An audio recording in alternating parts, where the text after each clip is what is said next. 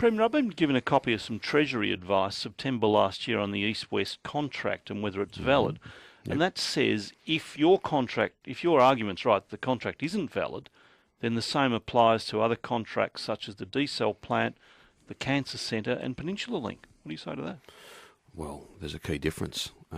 The Cancer Centre is a project that I don't think anybody has any problem with that. That's a project that stacks up and is an important project. D-cell, there are lots of different opinions, but that's already been built. The Cancer Centre is almost finished. Not a shovel of dirt's been moved on East-West. We had a state election where our position was very clear, Neil, and no one can argue any different. In fact, the Prime Minister himself, I think, has now conceded that we're not proceeding with this project. Yeah, but if this is right, if this Treasury... Have you seen this Treasury advice? No, I haven't. And, look, there was a lot of advice flying around late last year procured by the government. I don't know whether that's genuine. Well, I don't know whether that's genuine advice. I don't know what assumptions underpinned it.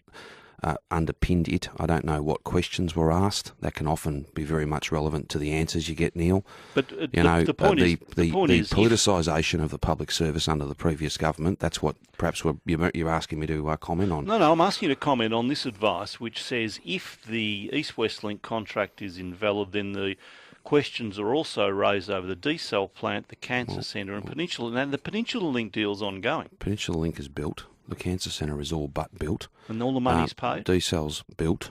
But the D-cell plant in particular, the payment's ongoing, isn't it? For well, that's exactly right, and that makes the key point, isn't it? That you've got to be very cautious when you make these decisions because they are there for a long time. And the East-West Link does not stack up. Neil, we can have a roundabout debate. We're not building it. It's not roundabout. We're not building it. I'm not talking about that. I'm talking about whether your decision, in fact, affects other projects. The desalination... No, it does not affect other projects because I went to the election and we were very fortunate. No, but this advice says it does, Premier. Well, again, Neil, I haven't seen that advice. I don't know what assumptions underpin it. I know who was asking the question, the same bloke who signed a side letter and had us close this project when what we learnt last week is that the banks were happy to wait until the 5th of December.